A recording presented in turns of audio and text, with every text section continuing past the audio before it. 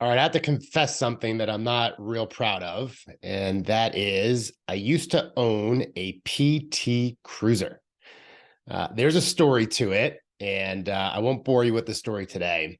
But the important part of this story is following the breadcrumbs that life provides you. And I'll explain.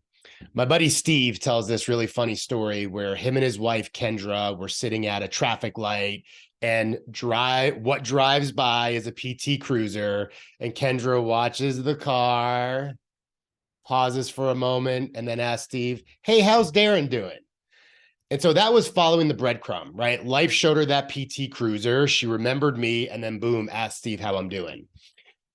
Now, one of the professional development programs I led in 2022, we talked a lot about following the breadcrumbs. There was a cohort of 20 people, and we went through a lot of topics. It was over the course of 9 months.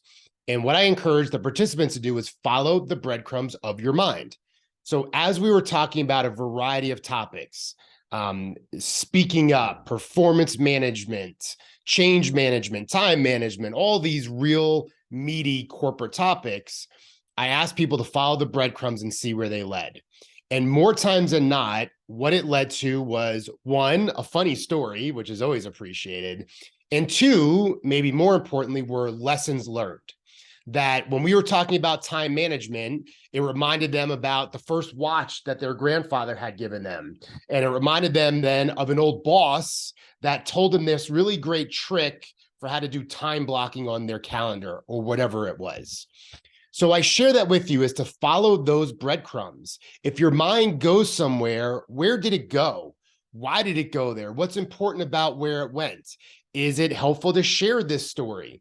More times than not, if we don't speak up, then we're not able to help whatever this situation is move forward.